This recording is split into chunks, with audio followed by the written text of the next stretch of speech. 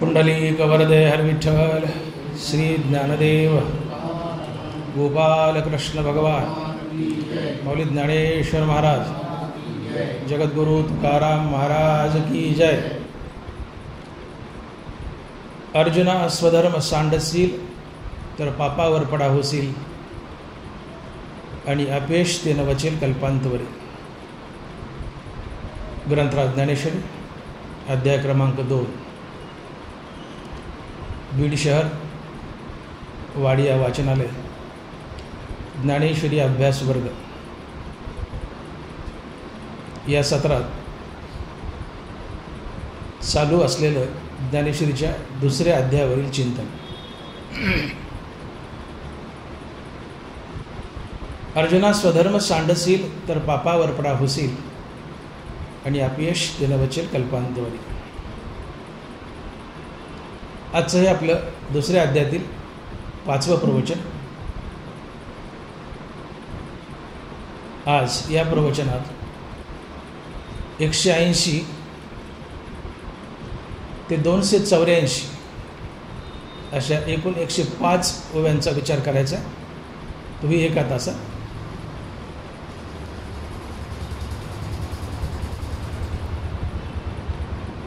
थोडक्यात 1-2 मिनिटात पाठीमागील धावता आढावा। गीतेच्या आरंभी भगवान श्रीकृष्णाने जीवनाचे 3 सिद्धांत मांडलेत। देहाची नश्वरता, आत्म्याची अमरता आणि स्वधर्माची अबाध्यता। देह नश्वर आहे, आत्मा अमर आहे, हे 2 सिद्धांत आपण पाठीमागील प्रवचनात पाहिलेत, अभ्यासलेत। आजच्या या प्रस्तुत प्रवचनात आपल्याला स्वधर्माची अबाध्यता अर्थात स्वधर्म कुणीही टाकू नये यावर चिंतन मांडायचे। दुसऱ्या अध्यायात प्रामुख्याने 4 गोष्टी आल्या। देहाची नश्वरता, आत्म्याची अमरता, स्वधर्माची अबाध्यता आणि स्थित प्रज्ञ, शेवटी स्थित प्रज्ञ, या 4 गोष्टी आल्यात प्रामुख्याने। यातल्या जीवनाचे जे 3 सिद्धांत आहेत, देहाची नश्वरता आणि आत्म्याची अमरता, आपण पाहिली सविस्तर।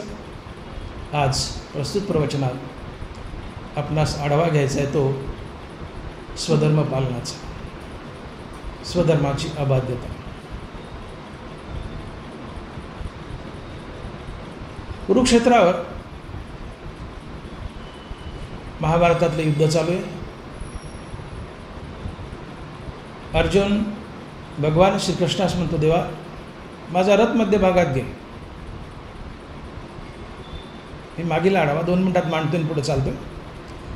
देवा माझा रथ मध्यभागात घे। देवानं रथ मध्यभागात घेतला। मला बघू दे म्हटले माझ्यासोबत कोण कोण लढणार आहेत। रथ भगवान कृष्णाने मध्यभागात घेतलाय। अर्जुन पाहतोय, दोन्हीकडे नजर मारतोय, तर आपले स्वजन दिसत आहेत, आपलेच नातेवाईक दिसत आहेत। इकडचे मारले काय, तिकडचे मारले काय, इकडचे मेले काय, तिकडचे मेले काय, माझेच मरतायत।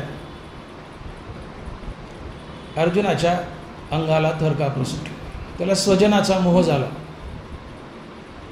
आणि या स्वजनाच्या मोहापोटी त्याने आपला स्वधर्म टाकलाय। गांडीव धनुष्य रथात खाली टेकवलं आणि तोही बसलाय। त्याची केविलवाणी परिस्थिती झाली।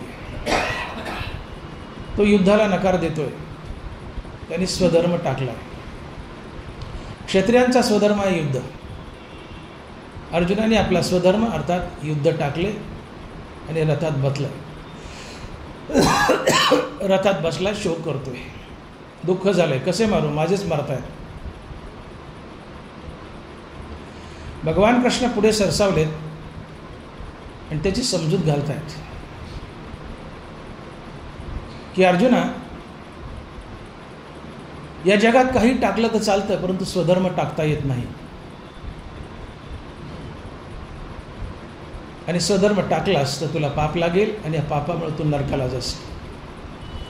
अर्जुना स्वधर्म सांडसील तर पापावर पडा होसील आणि अपयश ते नवचेल कल्पांतवरी। नातरी रणीशव शांडीजे का चौमेरी गिद्धी विधारीजे रणांगणावर एखादं प्रेत पडलं आहे, त्याला गिधाडं जसं तोडून खातात, अर्जुना तुला महादोष तोडून खातील आणि हे महादोष हे पाप तुला नरकाला नेईल. नातरी रणेशव शांडीजे ते चौमेरी गिद्धी विदारीजे, त्याचा स्वधर्महीन अभिभवीजे महादोष. अनुराग, तुला महादोष लागतील, तू नरकाला जाशील. देव बजावत आहे.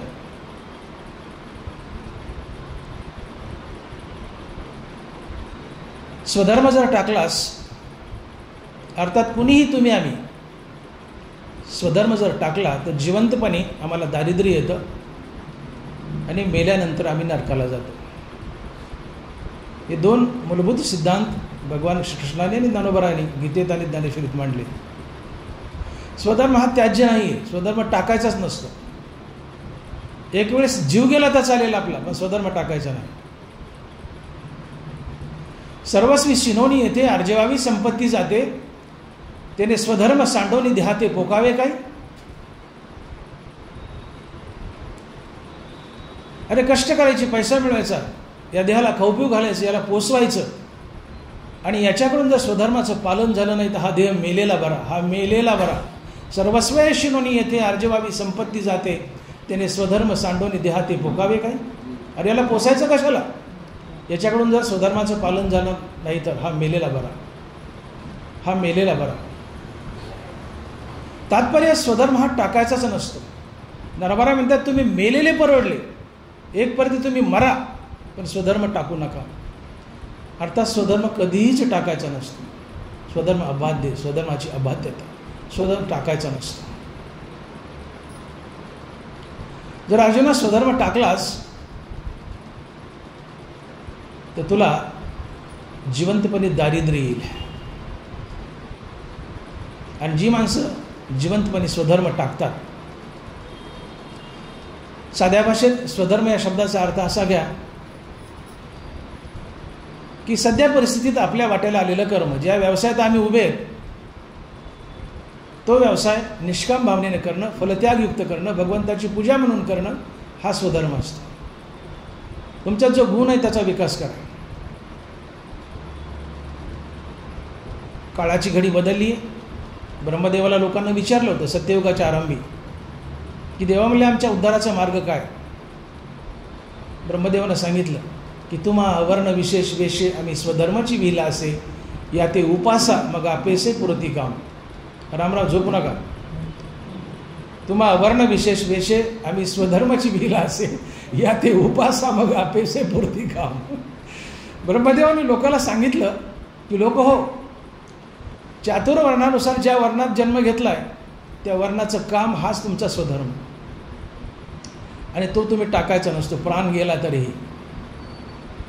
पण दुर्भाग्य, काळाची घडी बदलली, चातुर्वर्णाची घडी विस्कळीत झाली. संतांचंही भाकीत आहे, तुकोबारायाचं, नाथ महाराजाचं. कलियुगात चातुर्वर्णाची घडी विस्कळीत होईल, कुणी काही करेल, पण तरी भगवान म्हणतात की चातुर्वर्णानुसार तुमच्या वाट्याला आलेलं कर्म हा तुमचा स्वधर्म असतो. ठीक आहे, घडी विस्कळीत झाली आहे चातुर्वर्णाची. सध्या तुम्ही ज्या व्यवसायात उभे आहात तोच तुमचा स्वधर्म. जो गुण तुमच्यात आहे त्याचा विकास करा, तोच तुमचा स्वधर्म. आम्ही जर आमचा स्वधर्म टाकला तर जिवंतपणे आम्हाला दारिद्र्य येतं. अर्जुना, स्वधर्म सांडील तया ते काळू दंडील. उभे नीट ऐकत जा, टवकारून ऐकत जा, कान उभे करा. अर्जुना, स्वधर्म सांडील तया ते काळू दंडील, आणि चोरू म्हणून हरविल सर्वस्व तयाचे. तो चोर आहे म्हणले, जो स्वधर्म टाकतो आणि नुसते देहाचे लळे पुरवतो, तो चोर आहे म्हणले. येणारा काळ त्याचं सर्वस्व हिरावून घेईल आणि त्याला दारिद्र्य येईल. त्याच्या जीवनात पीडा येतील, रोगराई येईल, संकट येतील, त्याला दलिंद्री येईल, त्याला दारिद्र्य येईल, त्याला भीक मागायची पाडी येईल, त्याच्यावर अन्न दशा येईल. कुणावर? जो स्वधर्म टाकेल त्याच्यावर. पण स्वधर्म कधी टाकायचा नसतो. आज तुम्ही सहज एक पाठीमागं 50 वर्ष नजर फेका. ज्यावेळेस हुकुमशाही होती, स्वातंत्र्य येण्याच्या आधी, जागीरदार लोक होते. 100 एकर, 150 एकर, 200 एकर अशा जमिनी होत्या. पांडे, देशपांडे, पाटील वगैरे वगैरे असे मोठे मोठे लोक होते. सरंजाम, जागीरदार, 100, 200, 300 एकर जमीन 10 उतं चालायचे. पण सफेद कपडे घालायचे आणि बांधावर उभं राहायचं खिशात हात घालून आणि नोकराला गड्याला सांगायचं काम कर. नशीब त्यांच्यावर एवढं रुसलं त्यांना एवढी दलिंद्री आणि दारिद्र्य आलं, त्यांचं सर्वस्व काळानं हिरावलं. आज ती माणसं मेली तर त्यांना पुरायला स्वतःच्या मालकीची जागा नाही. अर्जुना स्वधर्म सांडील तया ते काळू दंडील आणि चोरू म्हणून हरवील सर्वस्व तयाचे. काळ त्याला शासन करेल. चोर म्हणून तो चोर आहे, जो स्वधर्म टाकतो तो चोर आहे. काळ त्याला शासन करेल येणारा, त्याचं सर्वस्व हिरावून घेईल, त्याला भिकायला लावेल. आणि म्हणून स्वधर्म कुणी टाकायचा नसतो. आज 25% लोक स्वधर्म पाळत नाहीत, 25% लोक कामच करत नाहीत. 70% करतायत ते लबाडीने करतायत, भ्रष्टाचाराने करतायत. 5% स्वधर्म इमानदारीनं पाळत आहेत. थोडक्यात 95% लोक स्वधर्माचं निष्काम भावनेने पालन करत नाहीत. आणि जो पालनच करत नाही तो चोरच आहे. म्हणून तुम्ही तुमच्या वाट्याला आलेलं काम, तुमच्या वाट्याला आलेला व्यवसाय स्वतः करा. बाईने घरात बसून राहायचं आणि भांड्याला बाई लावायची. ठीक आहे, भांड्यापुरती ठीक आहे. तर स्वयंपाकाला बाई लाव, देवपूजेला बाई लाव. अगं बाई तू काय करते? स्वधर्म टाकलास. काळू तया ते दंडील, चोरू म्हणून हरील सर्वस्व तयाची. आम्ही ITत बसायचो, सफेद कपडे घालायचे, नोकराकडून कामं करून घ्यायची. ठीक आहे, करण्यासारखी कामं नोकराकडून जरूर करून घ्या. एकटा काय सगळं करू शकत नाही. पण जे आपल्याला करण्यासारखे ते स्वतः करावं. तर स्वधर्माचं पालन ही भगवंताची पूजा आहे. आपलं कर्म देवाची पूजा म्हणून करणं यापेक्षा भगवंताची कुठलीही मोठी पूजा असू शकत नाही. या जगात भगवंताची सगळ्यात मोठी पूजा काय असेल तर आपल्या वाटेला आलेलं कर्म देवाची पूजा म्हणून करणं, अर्थात निष्काम भावनेने स्वधर्माचं पालन करणं. आणि जो करत नाही स्वधर्माचं पालन, त्याला येणारा काळ शासित करतो, दंडित करतो. त्याला दारिद्र्य येतं, संकट येतात, रोगराई येते. आणि म्हणून ज्ञानोबा आणि देव बजावतात की अर्जुना स्वधर्म टाकला, तू क्षत्रिय, युद्ध हा तुझा स्वधर्म आहे, तू युद्ध टाकलंस तर जिवंतपणे तुला दारिद्र्य येईल आणि मेल्यावर तू नरकाला जाशील. का? तर स्वधर्म टाकणं पाप आहे. अर्जुना स्वधर्म सांडशील तर पापावर पडा होशील. तुला पाप लागेल आणि पाप तुला नरकाला नेईल, महादोष तुला तोडून खातील. म्हणून ही 2 ड्रॉबॅक आहेत, 2 तोटे आहेत आमचे. आम्ही जर स्वधर्म टाकला, आमच्या वाट्याला आलेलं काम आम्ही केलं नाही, तर ही आमची 2 तोटे होतात. जिवंतपणे आम्हाला दारिद्र्य येतं आणि मेल्यावर आम्ही नरकाला जातो.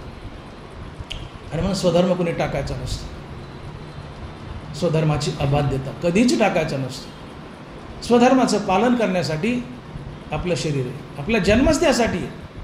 आपल्या जन्माच्या आधी आपला स्वधर्म आपली वाट पाहत असतो. त्याला ठोकरायचं नसतं, त्याचं पालन करायचं असतं. त्याचं पालन करण्यासाठी आम्ही जन्मतो.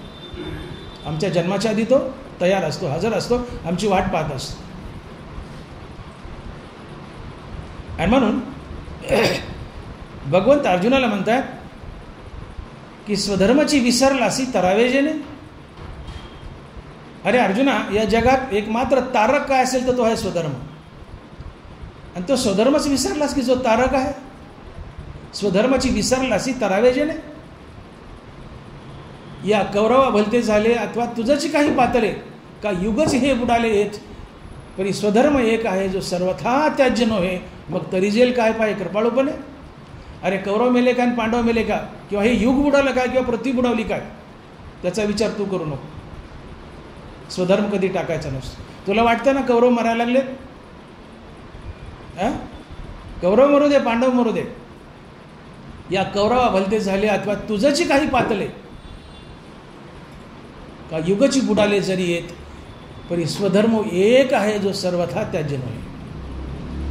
पांडव मरो, कौरव मरो, जग बुडो, युग बुडो, काही हो, त्याची काळजी तू करू नको. त्या जगाची निर्मिती करायला मी समर्थ आहे, तू त्याचा विचार करू नको. स्वधर्म टाकायचा नसतो. उठ, धनुष्य घ्या आणि लढायला लाग. अर्जुनाला शोक झाला आहे आणि भगवान बजावतायत पुन्हा पुन्हा पुन्हा पुन्हा पुन्हा पुन्हा की स्वधर्म टाकायचा नसतो. उठ, युद्ध हा तुझा स्वधर्म आहे आणि युद्धाला तयार हो. आज प्रामुख्यानं मला तुमचं लक्ष इकडे खेचायचं आहे की स्वधर्माचं निष्काम भावनेनं जर पालन केलं तर स्वधर्म तुम्हाला मुक्ती देतो. स्वधर्म तुम्हाला मुक्ती देतो. अनेकदा आपण बोलून जातो किंवा बोलणारे वक्ते बोलून जातात, स्वधर्मानं मोक्ष मिळतो, अर्थात कर्मयोगानं मोक्ष मिळतो, ज्ञानयोगानं मोक्ष मिळतो, भक्तियोगानं मोक्ष मिळतो. पण तो कसा मिळतो हे सांगत नाही कोणी. कर्मयोगानं मोक्ष मिळतो, तो कसा मिळतो सांगायचं नाही, एवढं बोलायचं आणि पुढं जायचं. विचारसागरही सांगतो, तुम्ही जर अभ्यासला असला तर विचारसागरही सांगतो की निषिद्ध कर्माची जर तुम्हाला ओढ असेल, पाप कर्म करावीशी वाटत असतील, तर याचा अर्थ तुमच्या अंतःकरणात मल आहे. तुमचं चित्त चंचल असेल तर तुमच्या अंतःकरणात विक्षेप आहे. आणि अंतःकरणातला मळ आणि विक्षेप जाणं म्हणजे अंतःकरणाची शुद्धी होईल, चित्ताची निर्मळता होईल. मग तुमच्यामध्ये पाप प्रवृत्ती आहे, निषिद्ध कर्म करावीशी वाटतात, वाईट कर्म करावीशी वाटतात, ती कशी घालवायची तर निष्काम कर्मयोगाने. तुमचं मन चंचल आहे, त्याला स्थिर कसं करायचं, मनाचा विक्षेप कसा थांबवायचा तर निष्काम हरिनामाने. विचारसागर असा बोलतो. पण या निष्काम कर्मयोगाने अंतःकरणातील मल जातो आणि चित्ताची शुद्धी होते. ती कशी होते हेच सांगितलं. निष्काम कर्मयोगाने अंतःकरणातील मल जातो, पापवासना जाते, निषिद्ध कर्माची ओढ निघून जाते. कशी जाते याचं उत्तर ज्ञानोबा देतात. कर्मे बाह्य मळू शाळे, तीर्थे बाह्य मळू शाळे, कर्मे अभ्यंतर उजळे. म्हणून तीर्थे जाण निर्मळे सत्कर्माची. तुम्ही तीर्थाला गेलाय, तीर्थ अंगावरचा बाहेरचा मळ घालतात. पण निष्काम भावनेली केलेली कर्म, भगवंताची पूजा म्हणून केलेली कर्म अंतःकरणातील मळ घालतात. तीर्थे बाह्य मळू शाळे, शाळे म्हणजे धुतात, शालन. तीर्थे बाह्य मळू शाळे, कर्मे अभ्यंतर उजळे. किंवा तीर्थे जाण निर्मळे सत्कर्माची. तीर्थाला गेला तर अंगावरचा मळ घालतील, कर्म देवाची पूजा म्हणून केलं, अंतःकरणातील मळ घालतात, चित्ताची शुद्धी करतात. मनशुद्धीचे मार्गी विजयी व्हावे वेगी, त्याने कर्मे सबळा लागी अळसू नकीचे. तुम्हाला वाटतं तुमचं चित्त शुद्ध व्हावं?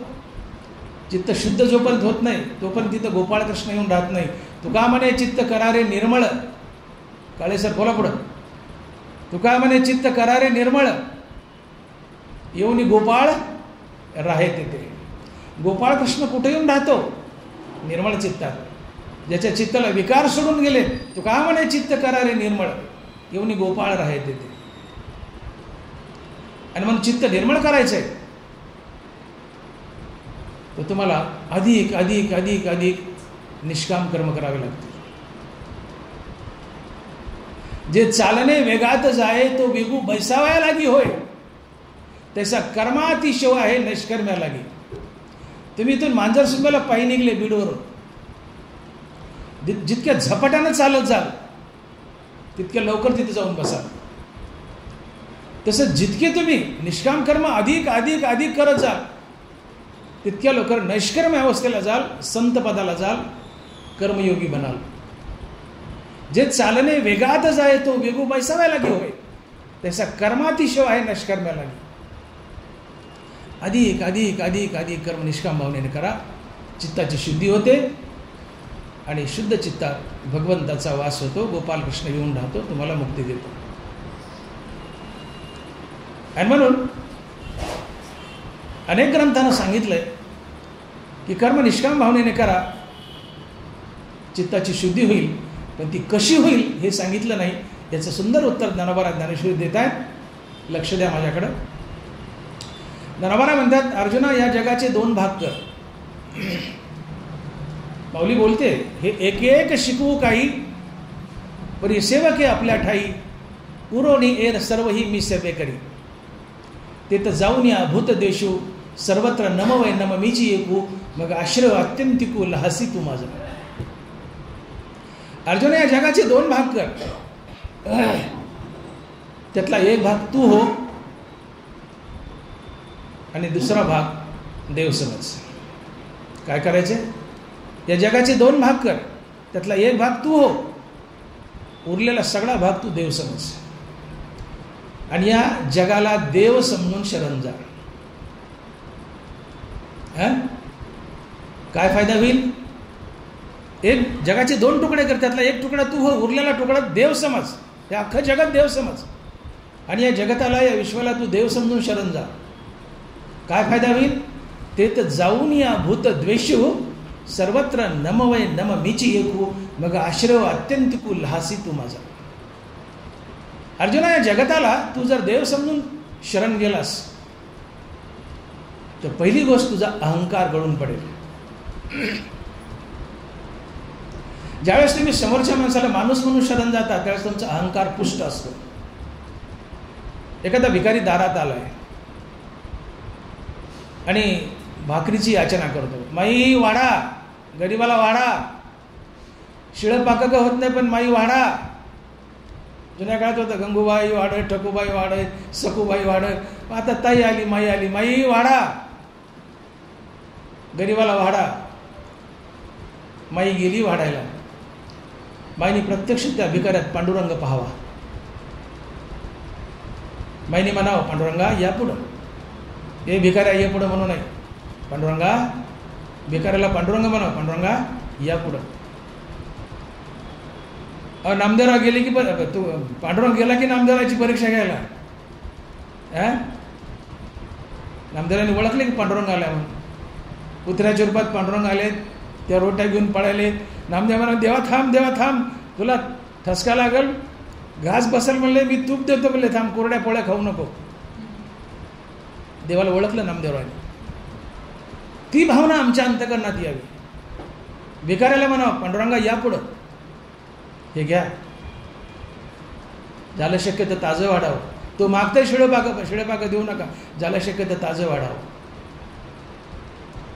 जे आहे ते तुम्ही वाढले, त्याला पांडुरंग समजून वाढले. मी पांडुरंगाच्या पदरात टाकले. समोरच्या व्यक्तीला पांडुरंग समजून तुम्ही शरण गेले तर तात्काळ तुमचा अहंकार गळून पडतो. आणि तुमचा अहंकार गळाला की तात्काळ तुमचा द्वेष गळतो. तुम्ही कुणाचा द्वेष करत नाही. ते तर जाऊन या भूतद्वेषू, सर्वत्र नम वै नम मीची एकू, मग आश्रय अत्यंतिकू लहासी तुम्हाला. माझी तुझ्यावर कृपा होईल, मी तुला वैराग्य देईल, आत्मज्ञान देईल. कधी? जगताला पांडुरंग समजून शरण जा आणि जगताला पांडुरंग समजून दान कर. स्वधर्माचं पालन करतोय, समोरचा काही मागतोय, स्वधर्म वेगळ्या प्रकारची आहे. त्या दान हा फार मोठा स्वधर्म आहे. समोरचा याचना करतोय, मागतोय, आणि तुम्ही आयटीत गेले, हे धरे, टाकलं त्याच्या ताटात. एखादा 4 8 रुपये मागतो. काही काही लोक दान तर देत नाहीत पण 4 शिवाय हाणतात. बदाडा सदाडा आहेस, काय झालं तुला, लहान आहेस का, काम करा, हातपाय मोडले का, भीक नको वाढू पुत्रावर, भीक नको वाढू पुत्रावर. देणं तर लांब राहिलं पण 4 शिवाय घालतो. बरं, जे देतात ते तिटकाऱ्याने देतात. हे धरे, समोरच्याला माणूस समजलं किंवा तिटकारीने दिलं तर अहंकार पुष्ट होतो. आणि तुका म्हणे नरकी घाली अभिमान, तुका म्हणे नरकी घाली अभिमान, जरी होय ज्ञान गर्व ताठा. तुम्ही दिल्याचा, तुम्ही सहज दिले, माणूस समजून धर, किंवा तिटकाऱ्याने दिलंय, तिथं अहंकार पुष्ट होतो. आणि जितका जितका अहंकार जीवनात येईल तितका तो नरकाला घेऊन जातो. तुका म्हणे नरकी घाली अभिमान, जरी होय ज्ञान गर्व ताठा. आणि तेच त्या भिकाऱ्याला पांडुरंग समजून नमन केले, पांडुरंग समजून त्याच्या ताटामध्ये जे काही शिळपाक असेल, ताजं असेल टाकले, तत्क्षणी तुमचा अहंकार जिरतो आणि अहंकार तुम्हाला मुक्त करतो. अहंकार गेला, तुका म्हणे देव झाला. देहांताचे निरसन मुक्तता जाणणार आहे. देहांत जाणे हीच मुक्ती असते. नाथ महाराज, समोरच्या व्यक्तीला तुम्ही पांडुरंग समजून नमन करा, पांडुरंग समजून त्याला दान करा, पांडुरंग समजून स्वधर्माचं पालन करा, तात्काळ तुमचा अहंकार मरतो. धनवरा बोलताय, नमिता मान अभिमान गळाले, म्हणून अवचिता ते नीची झाले, ऐसे निरंतर मिसळले उपासते. नमिता मान अभिमान गळाले, तुम्ही समोरच्या माणसाला देव समजून नमन केलं, त्याच्यापुढे वाकले, तात्काळ तुमचा अहंकार गळून पडतो. आणि म्हणून आपल्याकडे पाय पडण्याची पद्धती आहे. आपल्या सनातन धर्मात, हिंदू धर्मात पाय पडण्याची जी पद्धती आहे एकमेकाच्या, फार मोठी व्यापक कल्पना आहे. तुम्ही समोरच्या माणसाच्या पायावर झुकले, तुमचा अहंकार विराम पावतो, अहंकार मरतो. आणि अहंकार मेला की तुम्ही देव असता. आम्ही देवच आहोत, पण अहंकार धरलाय म्हणून बाद आला. अहंकार टाकला की आम्ही देवच आहोत. अहंकार गेला तुका म्हणे देव झाला. तुम्ही समोरच्या माणसाला देव समजून नमन केले, देव समजून स्वधर्माचं पालन केले, देव समजून भाकरी वाढली, तात्काळ तुमचा अहंकार जिरतो. आणि अहंकार जिरला की तुमची ज्ञानेंद्रियाची विषय भोगाची इच्छा मरते. 5 ज्ञानेंद्रिय, प्रत्येकाचा आपापला स्वतंत्र विषय, आणि या ज्ञानेंद्रियाच्या विषय भोगातून पाप पुण्याची निर्मिती होते. आणि पाप पुण्य आम्हाला संसारात बांधतं. अगा कर्मे जे वरावे ते तीही सुखदुःखी फळावे, आणि तया ते भोगावे यावे देहायक. आम्ही ज्ञानेंद्रियाची विषय भोगतो. मी बोलून गेलो हा विषय मागे, जे जे होते त्यांना लक्षात येईल. आम्ही ज्ञानेंद्रियाचे विषय भोगतो. काम या शब्दाचा अर्थ होते काम करून जे बोलतो आपण. काम म्हणलं की आपल्या डोक्यात एकच चित्र येतं, स्त्री पुरुषाची लैंगिक भावना. तो तर कामच आहे, पण काम या शब्दाचा खरा अर्थ होतो ज्ञानेंद्रियाची विषय भोगाची इच्छा. डोळा रूप आवडतं, कान स्तुती आवडते, निंदा आवडत नाही, जीभ चव आवडते, गोड चव आवडते, कडू आवडत नाही, कातडी मधुस्पर्श आवडतो, कठीण स्पर्श आवडत नाही. हे ज्ञानेंद्रियाचे विषय की ज्यांच्या भोगातून पाप पुण्याची निर्मिती होते, आणि हे पाप पुण्य संसारात बांधतं. आणि मंगीच्या पायात का जरी पाप पुण्याची मला शिल्लक असेल तर तुम्हाला पुन्हा जन्म धरावा लागतो, 84 लक्ष काढकावं लागतं. आणि मग धनवारा लिहितात, आगा कर्मे जे वरावे ते ती सुखदुःखी फळावे, आणि तया ते भोगावे यावे देहायक. समोरच्याला देव समजून तुम्ही दान केले, देव समजून झोकले, देव समजून स्वधर्माचं पालन केले, तात्काळ तुमचा अहंकार मरतो. अहंकार मेला की ज्ञानेंद्रियाचे विषय मरतात. आणि ज्ञानेंद्रियाचे विषय मेले, अर्थात ज्ञानेंद्रियाचे विषय मेले म्हणजे काम मेला. काम मेला की क्रोध मरतो. कामातून क्रोधाचा जन्म आहे. क्रोधाला स्वतंत्र जन्म नसतो. कामाचे नाही ते क्रोधाचे कैसा ते कैसे भांडण रे. कामाचं नाही तर क्रोध कुठून आला. क्रोधाचा जन्म कामातून होतो. ज्ञानेंद्रियाचे विषय भोगाची इच्छा गेली, अर्थात काम गेला की क्रोध जातो, काम गेला की लोभ जातो, काम गेला की मद मोह मत्सर जातो. आणि म्हणून समोरच्याला तुम्ही देव समजून नमन केलं, त्याच्यापुढे झुकले, देव समजून स्वधर्माचं पालन केलं, तर अहंकार जातो, काम क्रोध लोभ मद मोह मत्सर जातात, हे विकार जातात, तुमचं अंतकरण निर्विकार होतं. आणि हे अंतकरण निर्विकार होणं अर्थात काम क्रोध लोभ मद मोह मत्सर अहंकार यांना सोडून जाणं म्हणजे चित्ताची शुद्धी होईल. ज्यावेळेस चित्ताला अहंकार काम क्रोध लोभ मद मोह मत्सर हे 6-7 विकार सोडून जातात, म्हणजे तुमचं चित्त निर्मळ झालं. आणि या निर्मळ चित्तात कृष्णाचा वास होतो. आणि मग तुका म्हणे चित्त करारे निर्मळ येऊन गोपाळ राहे तिथे. निष्काम कर्मयोगाने चित्ताची शुद्धी होते. शुद्ध चित्तात भगवंत राहायला येतो. निष्ठा केले कर्म, त्यांना बरोबर बोलतात, निष्ठा केले कर्म झाडा करी रजतम, सत्वशुद्धीचे धाम डोळा दाखले. निष्ठेने कर्म केले, ज्याच्यासाठी कर्म करतात त्याला देव समजलं, ते निष्ठेने केलेलं कर्म असतं. असं निष्ठेने कर्म केलं की भगवान तुमचा रज आणि तमाचा झाडा करतो आणि शुद्ध सात्विक गुण मागे ठेवतो. आणि शुद्ध सात्विक गुण आत्मज्ञानाला हाक मारतो आणि तुम्हाला आत्मज्ञानाची प्राप्ती करून देऊन मुक्त करतो. विपाये वाढे सत्वशुद्ध तेव्हा ज्ञानाशी करी साध. तुमच्या अंतकरणात रजतम गेल्याने फक्त शुद्ध सात्विक गुण आहे. हा सत्वगुण आत्मज्ञानाला हाक मारतो. विपाये वाढे सत्वशुद्ध तेव्हा ज्ञानाशी करी साध. साध म्हणजे हाक मारणे. हा सत्वगुण ज्ञानाला हाक मारतो, हे ज्ञाना ये, आणि तुम्हाला आत्मज्ञानाची प्राप्ती करून देतो. निष्ठेने कर्म करा. समोरच्याला देव समजून कर्म करा. ज्याच्यासाठी करता त्याला देव समजा. भगवत रूप भाविता भूते ब्रह्मार्पण तेथे होय कर्म. मी कर्म करता येते सांडोनी आणि जे चित्ते. भगवत रूप भाविता भूते ब्रह्मार्पण तेथे होय कर्म. मी कर्म करतोय हा अहंकार घेऊ नका. त्याचं फळ मला मिळावं ही लालसा ठेवू नका. आणि ज्याच्यासाठी कर्म करता त्याला देव समजा. ते कर्म देवाला परिपूर्णतेने अर्पण होतं. ते कर्म तुम्हाला संसारात बांधत नाही. ती देवाची खरी पूजा ठेवते. आणि मग निष्ठेने कर्म करा. ज्याच्यासाठी कर्म करता त्याला देव समजा. भगवत रूप भविता भूते ब्रह्मार्पण तेथे होय कर्म. नाथ महाराज. आपण जर आपला व्यवसाय शुद्ध अंतकरणाने आणि इमानदारीने जर केला तर तो व्यवसाय साक्षात पांडुरंग असतो. आता उदाहरणार्थ मी डोळ्याचा डॉक्टर आहे किंवा डॉक्टर पी.के. कुलकर्णी फिजिशियन आहेत.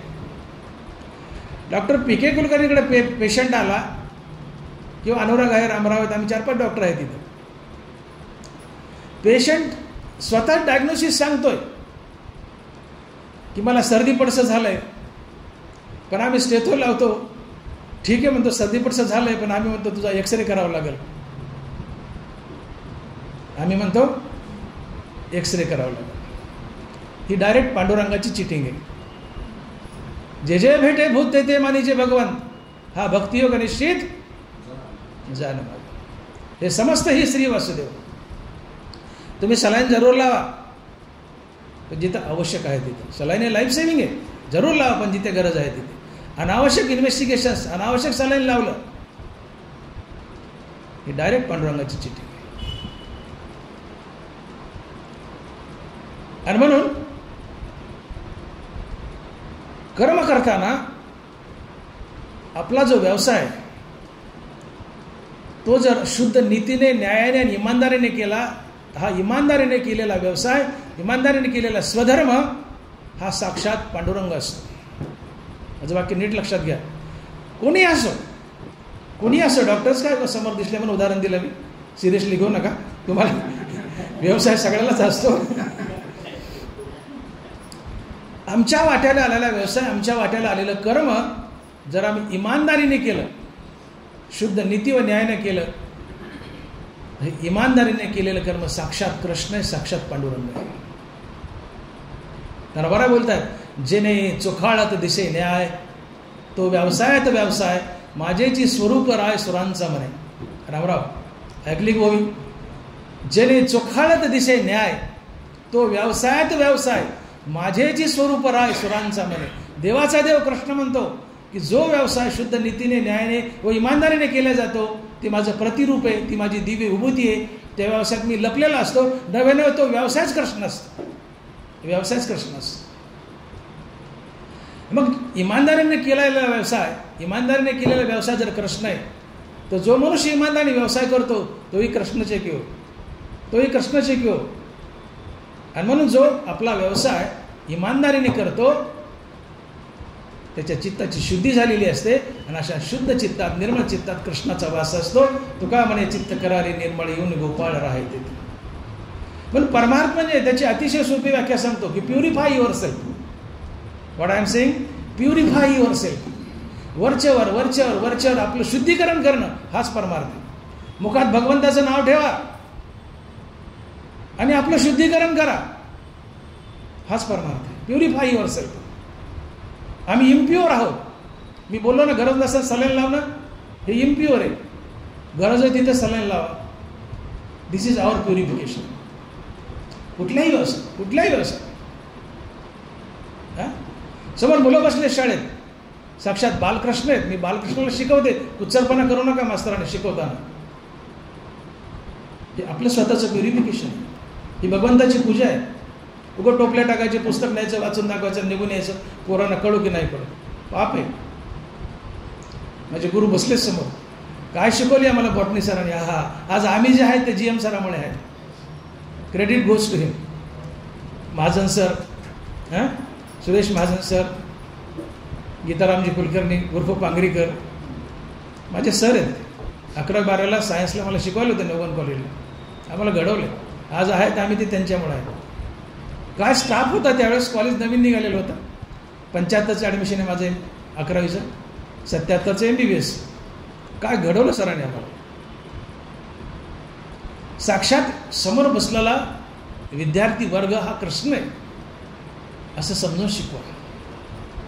ते स्वधर्माचं पालन आहे, ती देवाची पूजा आहे. आणि म्हणून मी बोललो, निष्ठेने कर्म केलं. भगवंत रजतमाचा झाडा करतात, शुद्ध सात्विक गुण मागे राहतो. शुद्ध सात्विक गुण देवाला आणि आत्मज्ञानाला हाक मारतो आणि पकडून आणतो आणि तुम्हाला आत्मज्ञानाची प्राप्ती करून देतो. आणि आत्मज्ञान झाले तुम्ही मुक्त होता, देव होता, संत होता, कर्मयोगी होता. निष्ठेने कर्म करा,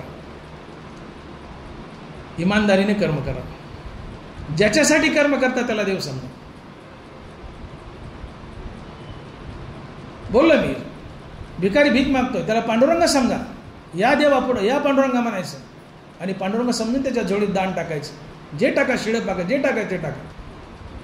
तात्काळ तुमचा अहंकार मरतो. अहंकार मेलं की ज्ञानेंद्रियाचे विषय भोग जातात, त्यातून पाप पुण्य जातं, काम क्रोध विकार सगळे विकार जातात. तुम्ही निर्विकारी होता आणि अंतःकरण निर्विकारी होणं ही चित्ताची शुद्धी आहे. आणि या शुद्ध चित्तात, निर्मळ चित्तात आत्मज्ञान स्थिर होतं, वैराग्य स्थिर होतं, भगवंत स्थिर होतो. पुढच्या घडामोडी सगळ्या होत राहतात. आणि म्हणून माझा मुद्दा लक्षात घ्या की भगवंत बोलताय, जेणे चोखाळत दिसे न्याय, तो व्यवसाय तर व्यवसाय, माझेची स्वरूप राय सुरांचं म्हणे. साधी गोष्ट नाही आहे. इमानदारीने केलेलं कर्म, शुद्ध नीती व न्यायाने केलेलं कर्म, कुणाला न फसवता केलेलं कर्म साक्षात कृष्ण आहे, साक्षात कृष्ण आहे. आणि म्हणून जो इमानदारीने कर्म करतो ते कर्म तर कृष्ण आहे, पण इमानदारीने कर्म करणाराही कृष्ण आहे. तुम्ही कृष्ण होता, कारण इमानदारी कृष्ण आहे आणि इमानदारीने कर्म करणाराही कृष्ण आहे. आणि म्हणून अंतःकरणाची शुद्धी करायची असेल तर त्याला सगळ्यात चांगलं साधन काय असेल तर आपली कर्म इमानदारीने करणं, देवाची पूजा म्हणून करणं. आणि म्हणून कर्म टाकायची नाही. कर्म जर टाकली तर अंतःकरणाची शुद्धीच होऊ शकत नाही. ठीक आहे, हरिनामाने अंतःकरणाची शुद्धी होते, पण त्याच्या जोडीला कर्म टाकलेलं पाप येतं. कर्म टाकले की पाप लागतं. अर्जुना, स्वधर्म सांड असेल तर पापावर पडावंच आणि अपेक्षेनं वचल कल्पांत होईल. स्वधर्म टाकला, कर्म टाकले की पाप लागते आणि पाप नरकाला नेते. म्हणून निष्काम कर्म अधिक निष्काम हरिनाम बरोबर भक्ती. पक्षाला उडायला 2 पंख लागतात, तेव्हा तो गगन भरारी घेतो. तसं भक्तीला उडायला हे 2 पंख लागतात, एक हरिनामाचं, दुसरं कर्माचं. पक्षाला उडायला 2 पंख तर उडू शकतो, गगन भरारी घेतो. भक्तीला उडायचं आहे, एक निष्काम हरिनामाचं आणि दुसरं निष्काम कर्माचं, असे 2 पंख लागतात. तर ही भक्ती गगन भरारी घेते आणि पांडुरंगाला गाठते. या दोन्ही पंखापैकी एकही पंख गळून पडलं तर तुम्हाला देव सापडत नाही, परमार्थ सफल होत नाही. म्हणून निष्काम कर्म अधिक निष्काम हरिनाम बरोबर भक्ती. आणि म्हणून नरबराय बोलतात अर्जुनाला की तू उचित कर्मे आगवी, आचरोनी मजा अर्पावी, परी चित्त वृत्तीने असावी आत्मरूपी. ओव्याकडे लक्ष द्या. अर्धी वही तुम्हाला कळते, राहिलेली मी सांगतोय. तू उचित कर्मे आघवी, आचरोनी मज अर्पावी, परी चित्तवृत्तीने असावी आत्मरूपी. आज मला अनुराग पांगरीकर, एकदा पांगरीकर म्हणतो म्हणजे हे नाव नुसतं अनुरागच म्हणतो, दरबारला पांगरीकर म्हणतो म्हणजे सगळे. डॉक्टर अनुराग पांगरीकरांनी मला आज वाडिया वाचनालयात बोलवलंय प्रवचन. मोठे सर, अनुरागचा फोन आला, मोठे सर उदाहरण सांगाल वाडिया वाचनालयात या, तुमचं आम्हाला प्रवचन ठेवायचं. मी अनुरागला जर म्हटलं अनुराग मी प्रवचनाला येईल, पण एका प्रवचनाचे मला 5,000 रुपये दिले तर, एका प्रवचनाचे, घाबरू नका घाबरू नका. अनुराग म्हणतो सर, मोठे सर प्रवचनाला या वाडिया वाचनालयात. मी अनुरागला उत्तर दिलं, अनुराग मी प्रवचनाला येईल, पण मला एका प्रवचनाचे 5,000 रुपये दिले तर. मी कधी येईल प्रवचनाला? 5,000 दिले तर. वाक्यात उत्तरार्धात, वाक्यात उत्तरार्धात, पूर्वार्ध आणि उत्तरार्ध वाक्यात 2 आहेत. उत्तरार्धात मी आड घातली काहीतरी, अनुराग मी येईल प्रवचनाला पण परी परंतु, वाक्यात पण परी परंतु हे शब्द आले काहीतरी आड घालतात. ती पुढची आठ पूर्ण केल्याशिवाय मागचं सफल होत नाही. मी प्रवचनाला येईल परंतु 5,000 रुपये दिले तर, 5,000 दिले तर येईल, ती आठ पूर्ण केली तर. तसं देव म्हणतात तुला अवचित कर्मे आगावी आचरोनी मजा अर्पावी. परी, वाक्यात परी शब्द आला, परी चित्तवृत्ती न्यासावी आत्मरूपी. अर्जुना तू उचित कर्म कर, तू सत्कर्म कर आणि मला अर्पण कर. पण तू अर्पण केलेली कर्म खऱ्या अर्थाने मला तेव्हाच अर्पण होतील जेव्हा तू तुझं चित्त हरिनामात बांधशील. परी चित्तवृत्ती न्यासावी आत्मरूपी. आत्मरूपात नाम आणि नामी यांच्या ताब्यात असतो. आत्मरूप म्हणजे देव, देव आणि देवाचं नाव एकच असतं. पांडुरंग आणि पांडुरंगाचं नाव एकच. देवात आणि देवाच्या नावात अभेद असतो. देव म्हणजे देवाचं नाव, देवाचं नाव म्हणजेच देव. अर्जुना तू उचित कर्म कर आणि मला ती अर्पण कर, परंतु ती मला तेव्हाच अर्पण होतील जेव्हा ते कर्म करताना तू तुझं चित्त हरिनामात बांधशील. अर्थात हरिनाम घेत घेत जर तू कर्म केलंस आणि मला अर्पण केलंस तर ते खऱ्या अर्थानं अर्पण होईल, अन्यथा नाही. आलं लक्षात? तुम्ही कर्म करताय पण त्या कर्माच्या मुळाशी मनाची संगती असावी, हृदयाचा ओलावा असावा, अंतकरणातील भाव असावा आणि तो हरिनामाने जोडला जातो. तुम्ही एखाद्या माणसाला नमस्कार केलाय, मस्तक झुकलंय पण आतून मन झुकलंय का? आपला बॉस असतो, आपल्याला सुट्टी देत नाही, फार त्रास देतो. समजा तुम्ही मास्तरनी वगैरे असाल किंवा कुठल्या क्षेत्रात असाल, तुम्ही सुट्टी मागायला गेले बॉसकडे, तुम्हाला माहिती आहे बॉसला खडूस आहे, सुट्टी द्यायची लांब राहिली पण ते झापतच धरून. मग अशा वेळेस काय करावं लागतं? त्या साहेबाला पाणी लावावं लागतं, थोडासा नमस्कार करावा लागतो. आपण नमस्कार केला साहेबाला, मस्तक झुकले पण आतून एक शिवी हाणतो, एक शिवी हाणतो आतून. मस्तक झुकले पण मन झुकले का? म्हणून तो नमस्कार त्या साहेबाला पोहोचला नाही. तुमचं मस्तक झुकावं नमस्कार करताना, समोरच्याला नमस्कार करतायत मस्तक झुकले, सोबत आतून अंतकरण झुकावं, मन झुकावं, तेव्हा तो नमस्कार खऱ्या अर्थानं त्या व्यक्तीला गेला. पांडुरंगापुढे मस्तक झुकलंय पण आतून मन झुकावं, खऱ्या अर्थानं पांडुरंगाला नमस्कार पोहोचला. तसं कर्म करतायत, नमस्कारात मनाची संगती दिली मग नमस्कार समोरच्याला पोहोचला. तसं कर्म करताना कर्मात मनाची संगती द्या, ते कर्म मनपूर्वक करा, भावयुक्त अंतकरणानं करा, तेव्हा ते कर्म खऱ्या अर्थानं देवाला अर्पण होतं. आणि म्हणून ही आड घातली, तू उचित कर्मे आगवी आचरोनी मजा अर्पावी, परिचित्त वृत्ती न्यासावी आत्मरूपी. अर्जुना स्वधर्माचं पालन कर, उचित कर्म कर, ती मला अर्पण कर, पण ती तेव्हाच अर्पण होतील जेव्हा तू त्या कर्माला हरिनामाची संगती देशील. परी चित्तवृत्ती न्यासावी आत्मरूपी. तू तुझं चित्त हरिनामात नेसवलंस, मुखानं हरिनाम घेत घेत कर्म केले तर ती उचित कर्म मला अर्पण होतील, अन्यथा नाही. आणि कोणतंही कर्म करताना सातत्यानं मुखात हरिनाम घ्या आणि कर्म करा, ते परिपूर्णतेने देवाला अर्पण होतं. नुसता तंत्रही नको, नुसता मंत्रही नको, तंत्रासोबत मंत्र हवं आहे. कर्म हे तंत्र आहे आणि हरिनाम हे मंत्र आहे. तंत्रासोबत मंत्र हवा आहे.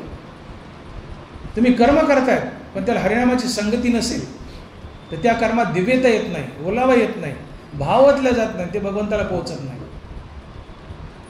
सत्यभामा खंडीवर दागिने टाकत होती देवाची तुला करताना, घे देवा घे देवा घे देवा, भूषणानं टाकत होती. तिला वाटलं मी देवाला जिंकेल, तुलना करेल, देवाची तुला होईल. देवाचं पार नगभर बी हाला ना, देव तसेच बुडाला बसले. देव म्हणजे काय लहान माणूस होता का? तो देव होता. बायको रुक्मिणी लक्ष्मी होती, दागिन्याला सोन्याला कमी होतं का? अहो घरातले सगळे दागिने आणून ओतले तरी देवाचं पाडा नगभर हाला ना, का? ती अहंकारानं राखत होती. सत्यभामेला भूषण झालं की मी मोठी देवाची तुला करेल दागिन्याने.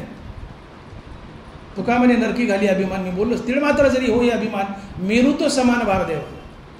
तुमच्या अंतकरणामध्ये तीळ मात्र जरी अभिमान असेल तर त्या अभिमानाचं देवाला डोंगरा एवढं वजन होतं. तीळ मात्र जरी होय अभिमान, मेरू तो समान भार देवा. सत्यभामेने अहंकाराला दागिने टाकली, देव तुकल्या गेले नाही, रुक्मिणी समोर आली आणि तुळशीचं पान घेतलं आणि नुसती जय राम कृष्ण हरी म्हटलं आणि टाकलं. भरा भरा भरा भरा देव आले. का? ते पान मंत्रलं होतं. तंत्रासोबत मंत्र होता. तुळशीचं पान टाकणं हे तंत्र आहे, पण रामनाम घेऊन टाकणं हा मंत्र आहे. ती क्रिया देवाला पोहोचते. तंत्रासोबत मंत्र हवा, कर्मासोबत नाम हवं, ते कर्म देवाला पूर्णतेने पोहोचते. आणि म्हणून कुठलंही कर्म करताना दळिता कांडिता तुझं हे पाठ असेल, तुझं गाईल हे सोपं आहे, तुझं गाईल अनंत, हरी बोला नाहीतर बोला, बस रामराव जमला आता. व्यर्थ कल्पना करू नका. आपल्या प्रत्येक कृतीला, प्रत्येक कर्माला हरिनामाची संगती द्या.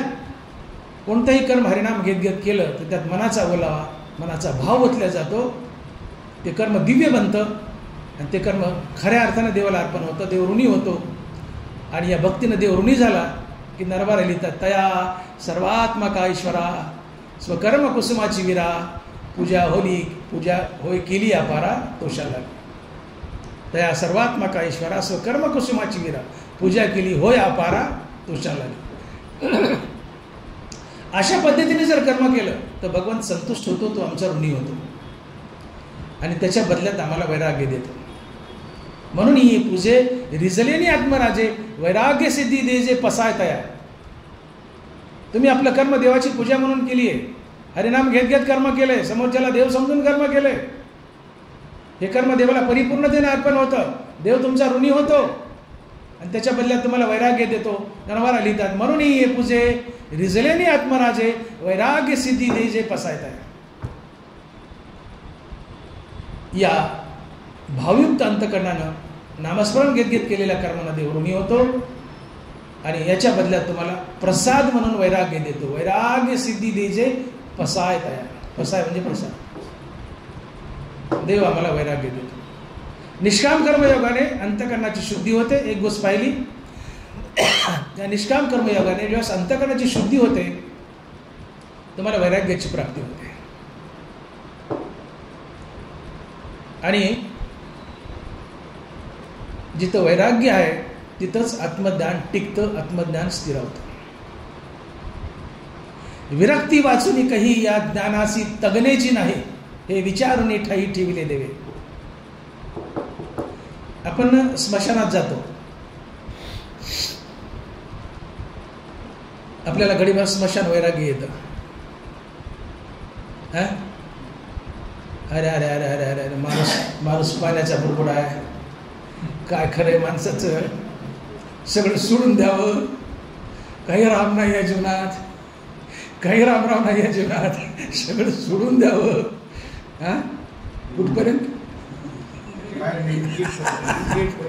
घरी आलं बायकर म्हणतो भाज भुईमुगाच्या शेंगा, आणि हान तो बेसन भाकरी सोबत भुईमुगाच्या शेंगा भाज. का बरं हे स्मशानावर टिकत नाही?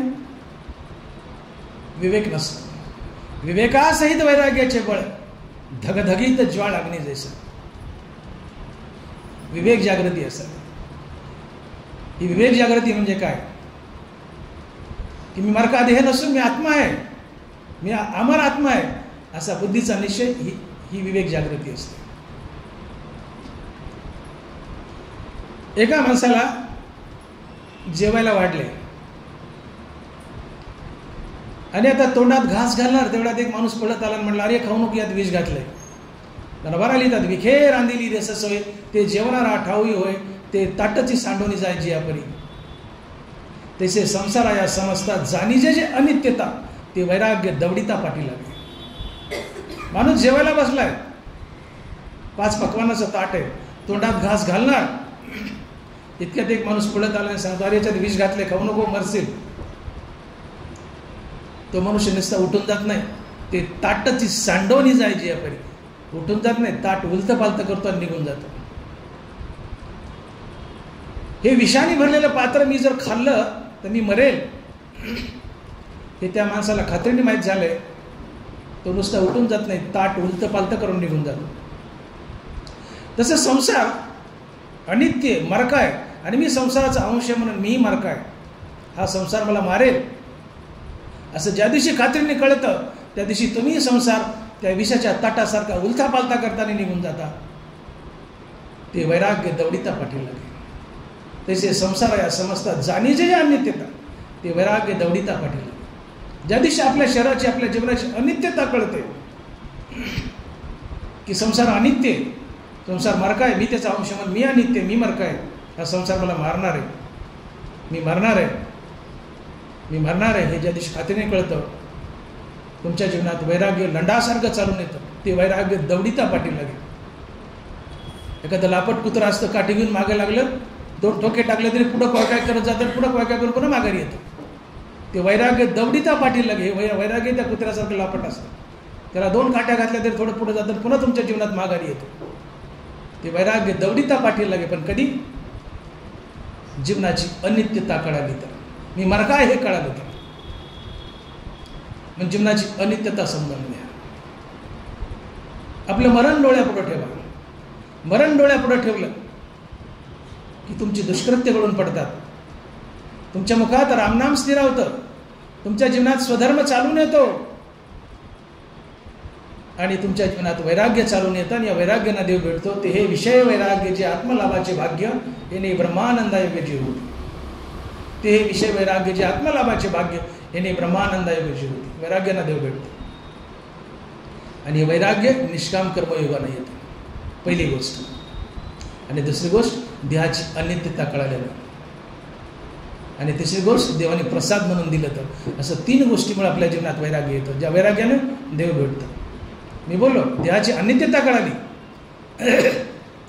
देवावर उदास झाले, मी मरणार आहे, मी मरणार आहे, संसार मारक आहे, त्याचा अंश पण मी मरणार आहे, मी मरणार आहे, संसार अनित्य, मी त्याचा भाग आहे पण मी अनित्य, संसार मरकाय, मी त्याचा भाग पण मी मरकाय, मी मरकाय, मी मरणार आहे, मरणार आहे. हा विवेक आहे.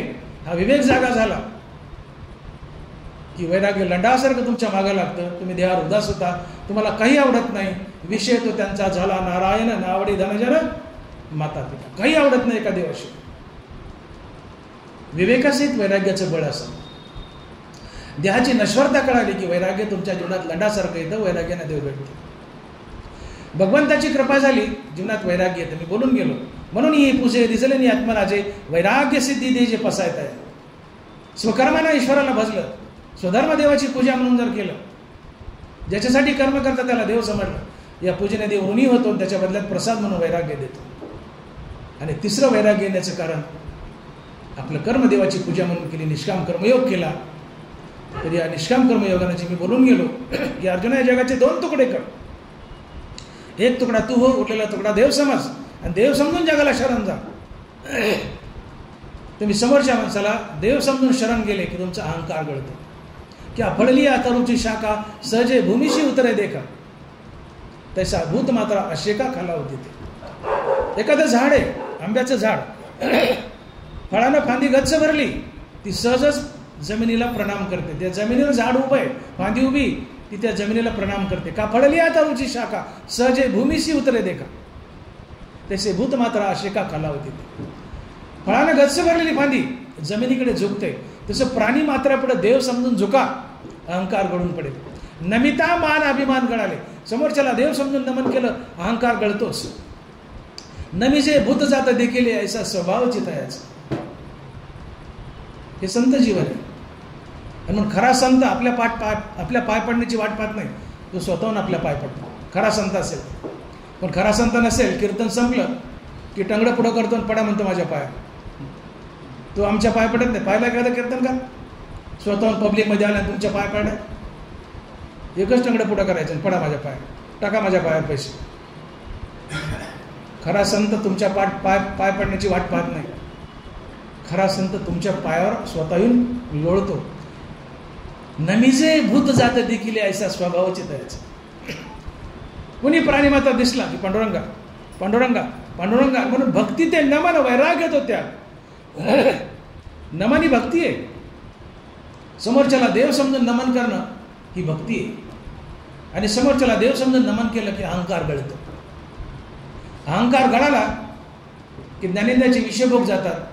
ज्ञानेंद्रियाचे विषयभोग गेले अर्थात काम गेला की क्रोध गेला, काम गेला की लोभ गेला, काम गेला की मदमोह मत्सर गेला. आणि मग या निष्काम कर्मयोगाने तुमचा अहंकार गेला, काम गेला, क्रोध मदमोह मत्सर सगळे विकार गेले, चित्त निर्मळ झालं. या शुद्ध चित्तात देवाचा वास असतो आणि तो वैराग्य येताना टिकतं. किंवा मनात चित्ताची शुद्धी हेच वैराग्य असतं. एकदा अंतकरणाची शुद्धी झाली, विकार सोडून गेले की तुम्हाला काही भावत नाही, एकटा देव आवडतो, मग काही नकोस असतं. आणि म्हणून नरवरा बोलतायत की मोक्ष देईल ज्ञान येत किरण ही आण, परी ते थारे ऐसे मन शुद्ध व्हावे.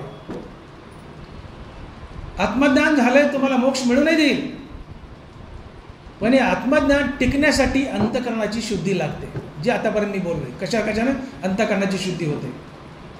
मोक्ष देईल ज्ञान येतं किरण यान, मोक्ष देईल वा ज्ञान म्हटले, पण ते ज्ञान टिकण्यासाठी मनाची शुद्धी लागते. अहंकार, ज्ञानेंद्रियाचे विषय, काम, क्रोध, लोभ, मद, मोह, मत्सर हे सगळे विकार तुमच्या अंतकरणाला सोडून गेलेले असावेत. ही अंतकरणाची शुद्धी आहे. आणि हे सगळे विकार सोडून गेले तर ते अंतकरण शुद्ध झालंय. अशा शुद्ध अंतकरणात ज्ञान टिकतं, अन्यथा नाही. आणि म्हणून निष्काम कर्मयोगाने अंतकरणाची शुद्धी होते. आणि अशा शुद्ध अंतकरणाला विरक्त अंतकरण म्हणतात. अशा शुद्ध अंतकरणात अर्थात विरक्त अंतकरणात ज्ञान स्थिर होतं आणि हे ज्ञान तुम्हाला मुक्ती मिळून देतं. आणि म्हणून ज्ञानवार लिहित आहेत की निष्कळंक गहन ते उपजेल आत्मज्ञान, मग निचाडे होईल मन अपैसे तुझे. तुझ्या जीवनात अंतकरणाची शुद्धी झाली निष्काम कर्मयोगानं, अर्थात विरक्ती आली की अशा विरक्त अंतकरणात आत्मज्ञानाचा जन्म होईल. हे आत्मज्ञान तुला शोधत येईल. तया तेची गिवसित ज्ञान पावे निश्चित, जया माझी अचुंबित शांती असे. तुम्हाला आत्मज्ञान शोधत येईल, सद्गुरू शोधत येईल. अहम ब्रह्मास्मी या महावाक्याचं श्रवण करेल आणि तुम्हाला मुक्त करेल. आणि म्हणून आपलं कर्म देवाची पूजा म्हणून करा, निष्काम भावनेनं करा. आता पुष्कळदा अशी गंमत आहे बघा, फार मोठा गोंधळ आहे गीतेमध्ये. गीतेत नाही, आपल्या मनामध्ये. मला गीतेतलं सांगायचं गोंधळ आपल्या मनामध्ये. काय गोंधळ आहे? गीता म्हणते कर्म करा आणि त्याचं फळ टाक. बरोबर आहे? आता तुमच्यापैकी कुणी एखादा प्राध्यापक आहे, शिक्षक आहे वगैरे कुणी असेल, गीता म्हणते कर्म करा आणि फळ टाक. तर लोक असा अर्थ घेतात की गीता फळ टाक म्हणते म्हणजे आमचा 1 लाख रुपये पगार टाक म्हणते. बरोबर आहे? लोक सरळ अर्थ घेतात त्याचा की गीता कर्म कर आणि फळ टाक म्हणते. मग मी मास्तर आहे, प्राध्यापक आहे वगैरे XYZ काही असेल, कुठं मेडिकल अफसर असेल, मला 1-2 लाख पगार आहे, मग गीता कर्म कर आणि फळ टाक म्हणते. याचा अर्थ गीता माझा 2 लाख रुपये पगार टाक म्हणते. मग मी काय खायचं? मग आम्हाला तुमची गीताच नको ना, आम्हाला तुमची गीताच नको. गीता कर्म करून फळ टाक म्हणते. ते फळ पगार नाहीये, ते फळ असतं पाप पुण्य. कर्माचं फळ पाप पुण्य असतं, पगार नाही. पगार हा मोबदला असतो. सावता महाराज कांदा मळा भाजी अवघी उठाबाई माझी, माळवं विकलं का? फुकट विकलं का? पैसे घेतले की. हरिदास महाराज चर्माकार होते, बुटं शिवायचे का? फुकट विकले का? कबीर महाराज चादरी बनायचे का? फुकट विकले का? कर्माचा मोबदला सगळ्या संतांना घेतला. म्हणून पगार हा कर्माचा मोबदला आहे, फळ नाही. कर्माचं फळ आहे पाप पुण्य. हे कर्मातून निर्माण होणारं पाप पुण्यरूपी फळ टाका. मी बोललो समोर भिकारी आलाय, त्याला दान केलंय, काही वाढलंय, वाढताना मी पांडुरंगाला दान करते, कृष्णार्पण म्हणून दान केले. ते सत्कर्म, त्याचं पुण्य भगवंताला जाईल. ते पुण्य तुम्हाला संसारात बांधायचं नाही. पण धर रे, घे रे, निघ रे, अहंकार पुष्ट होईल, त्याचं पुण्य उत्पन्न होईल, पण ते पुण्य तुमच्याकडे येईल आणि ते तुम्हाला संसारात बांधेल. ते संसारात बांधेल. आणि म्हणून कर्माचं फळ पाप पुण्य असतं, पगार नाही. पगार मोबदला आहे. तुमच्या घरी एखादा पाहुणा आलाय आणि दारात उभा राहिलाय, ओळखीचा आहे नेहमीचा, पण नेहमी येतो, वैताग देतो आणि काहीतरी मागणी करतोय. आपण त्याला झिडकी मारतो, काय मूर्ख आहेस रे, 17 बार दारात येतो, चल निघे जाऊन. झटकी मारली, हाकलून दिला. ज्ञानोबा म्हणतात, अपमानीला अतिथी ने सुकृताची संपत्ती. अपमानीला अतिथी ने सुकृताची संपत्ती, साईकडे अगती तंतू जैसा. समोरच्या पाहुण्याचा तिटकारा केला, अपमान केला, तो तुमची संपत्ती घेऊन जातो. पण कशाची? ने सुकृताची संपत्ती. सुकृत म्हणजे पुण्य. तुमच्या पुण्याची संपत्ती घेऊन जातो. अपमान केला, तुमचं पुण्य घेऊन गेला. घरात बोलवलं, चहा पाणी केलं, आदरानं वाटं लावलं, तुम्हाला पुण्य देऊन गेला. तुम्ही सत्कर्म केली, त्यातून कशात जन्म झाला? पुण्य आणि पापाचा. म्हणून गीता कर्म करून फळ टाक म्हणते, ते पाप पुण्यरूपी फळ टाक म्हणते, पगार नाही. पगार घ्यायचा. आणि म्हणून मी बोलून गेलो मागच्या खेपेत की जीवन पाप पुण्य रहित करण्यासाठी आयुष्यभर केलेली रामनामाची साधना म्हणजेच परमार्थ. परमार्थ भोगतो ना मी.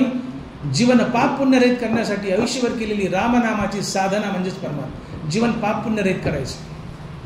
आणि मग ज्ञानोबा लिहितात की बुद्धियोगा योजिले तेची पारंगत झाले, ही उभय संबंधी सांडिले पुण्य पाप. तुम्ही नीट ऐका. बुद्धियोगा योजिले म्हणजे जे बुद्धियोगाचं आचरण करतात, बुद्धियोगा योजिले तेची पारंगत झाले, ही उभय संबंधी सांडिले पाप पुण्य. तुम्ही कर्मयोग अर्थात बुद्धियोग, कर्मयोग म्हणजे बुद्धियोग, तुम्ही कर्मयोग अर्थात बुद्धियोग केला तर तुमच्या जीवनातून पाप पुण्य निघून जातं. तुम्ही निष्पाप होता. आणि ज्याचं जीवन निष्पाप झालंय त्याला सद्गुरू शोधत देतो आणि मुक्ती देतो. कारण तो निष्काम कर्मयोगाचं पालन करतो. कर्मदेवाची पूजा म्हणून करतो. त्याने निषिद्ध कर्माचा त्याग केलेला असतो. घाणेरडी कर्म, निंदा, नालास्ती, परदर, वेपरणारीचा अभिलाष, चोऱ्या चपाट्या, वाईट वागणं, करप्शन, भानगडी, हे निषिद्ध कर्म आहेत. निष्काम कर्मयोगी निषिद्ध कर्माचा त्याग करतो, म्हणून त्याच्याकडे पाप येत नाही. निष्काम कर्मयोगी हे जे सकाम कर्म आहे, यज्ञच करायचा, जमिनीत दान करायच्या, हे जे कर्म आहे यातून मला पुण्य मिळावं. कर्माचे एकूण 4 प्रकार: नित्यनैमित्तिक, तुमचं निषिद्ध कर्म आणि काम्य कर्म. तर घाणेरडी कर्म म्हणजे निषिद्ध कर्म. घाणेरडी कुठलीच कर्म करायचे नाही, तुमच्याकडे पाप येत नाही. काम्य कर्म म्हणजे यज्ञ करायचा, आणि का करायचं तर मला स्वर्ग मिळावा, याला काम्य कर्म म्हणतात. अशी काम्य कर्म करायचे नाही, तुमच्याकडे पुण्य येत नाही. नित्यनैमित्तिक कर्म आवर्जून करायचे, पण त्याचं फळ देवाला व्हायचं. नित्यनिमित्तिक कर्माला फळ असतं पुण्याचं, पण ते पुण्य देवाला अर्पण करायचं. ईश्वरार्पण बुद्धीने कर्म केले की ते फळ आपाप देवाला जातं. न ओलांडिता रेखा चित्तदीजे नित्यनैमित्तिका तरी फळा की जे अशका वाताची वाणी. आपण उलटी केलं ते मटेरियल जेवढं तुच्छ समजतो, तितकं तुम्ही नित्यनैमित्तिक कर्माचं फळ तुच्छ समजा. आपल्याकडे घेऊ नका, ते देवाला द्या. निषिद्ध कर्म टाकली, पाप आपल्याकडे येत नाही. काम्य कर्म टाकली, पुण्य आपल्याकडे येत नाही. नित्यनैमित्तिक कर्म आवर्जून केली, पण ती देवाची पूजा म्हणून केली, त्याचं पुण्य देवाला गेलं. जीवन पाप पुण्य रहित झालं. आणि ज्या दिवशी जीवन पाप पुण्य रहित होतं त्या दिवशी सद्गुरू तुम्हाला शोधत येतो. का येऊनी फळाचा गडू, पारुशिली किळीची वाडू, श्रीगुरु भेटोनी करी पाडू बोबत सुजायचा. हे वाक्य ऐका. श्रीगुरु भेटोनी, स्वतःहून भेटतो. तुम्हाला श्रीगुरु शोधायची गरज नाही. श्रीगुरु उपलब्ध नसेल तर देव स्वतः श्रीगुरु म्हणतो. माझ्या विठोबाचा कैसा प्रेमभाव, आपणचे देव होय गुरु. ऐशी कर्मसाम्य दशा होय ते विदेशा, मग श्रीगुरु अपेसा भेटेची का. कर्मसाम्य दशा म्हणजे जीवनात पुण्य नाही पाप नाही, न्यूट्रल अवस्था आहे. आणि ज्या दिवशी जीवनात पुण्य नाही पाप नाही अशी अवस्था आली की श्रीगुरु स्वतः येतो आणि तुम्हाला मुक्त करतो. का कर्म ऐशी कर्मसाम्य दशा होऊन ते विदेशा, श्रीगुरु अपेसा भेटेची का. अपेसा म्हणजे आपाप येतो, भेटतो. अहम ब्रह्मास्मी या महावाक्याचं श्रवण करतो आणि मुक्त करतो. पण जीवन पाप पुण्य रहित करा. निषिद्ध कर्म करू नका, पाप आपल्याकडे येत नाही. काम्य कर्म करू नका, पुण्य आपल्याकडे येत नाही. नित्यनैमित्तिक कर्म म्हणजे आपले रोजची रुटीन कर्म, व्यवसाय जरूर करा, पण त्याचं पुण्य देवाला अर्पण करा. जीवन पाप पुण्य रहित होतं. आणि ज्या दिवशी जीवन पाप पुण्य रहित होतं त्या दिवशी तुम्ही मुक्त होता. श्रीगुरु शोधत येतो आणि मुक्ती देतो. आत्मज्ञान शोधत येतो आणि तुम्हाला मुक्त करतो. आणि म्हणून सुकृत दुष्कृत समान समी तेची पायी जे मनुष्यभूमी, जे पडे विषमी ते स्वर्गग्रामी का नरकी. नाथ महाराज. गडगंज पुण्य आहे, नकभर पाप आहे, तुम्ही स्वर्गाला जाता. गडगंज पाप आहे, नकभर पुण्य आहे, नरकाला जाता. पाप पुण्य समान आहे, पुन्हा मनुष्य होता. पाप पुण्य शिल्लक नाही, मुक्त होता. पाप पुण्य शिल्लक नाही, मुक्त होता. म्हणून धनभार लिहितात का बुद्धियोगा योजिले त्याची पारंगत झाले ही उभय संबंधी सांडिले पाप पुण्य. बुद्धियोग अर्थात निष्काम कर्मयोगाचं अवलंबन केलं तर जीवनातून पाप पुण्य निघून जातात आणि ज्या दिवशी जीवन पाप पुण्य रहित होतं तर मी मुक्त होतो. आणि म्हणून आपण बोलत होतो की आत्मज्ञान देहाची नश्वरता कळाल्याने आपल्या जीवनात आत्मज्ञान येतं विवेक जागृतीमुळं. कर्मदेवाची पूजा म्हणून केली तर प्रसाद म्हणून देव वैराग्य देतो. देहाची नश्वरता कळाली त्यातून वैराग्य येतं. कर्मदेवाची पूजा म्हणून केली देव प्रसाद म्हणून वैराग्य देतो. आणि कर्म निष्काम भावनेने केले जगताला देव समजून त्याला कर्म केलं देव समजून दान केलं देव समजून शरण गेले अहंकार गळतो ज्ञानेंद्रियाचे विषयभोग जातात त्यातून पाप पुण्य जातं. काम क्रोध लोभ मद मत्सर सगळे जातात. अंतकरणाची शुद्धी होते. अंतकरणाची शुद्धी हेच वैराग्य असतं. अशा शुद्ध अंतकरणात विरक्त अंतकरणात आत्मज्ञान टिकतं आणि हे आत्मज्ञान तुम्हाला मुक्ती मिळवून देतं. आणि म्हणून मी सुरुवातीला जो विषय छेडला होता की आजचा मूळ विषय की निष्काम कर्मयोगाने आम्हाला मुक्ती मिळते ती कशी मिळते. निष्काम कर्मयोगातून तुम्हाला तुमचं अंतकरणाची शुद्धी होते.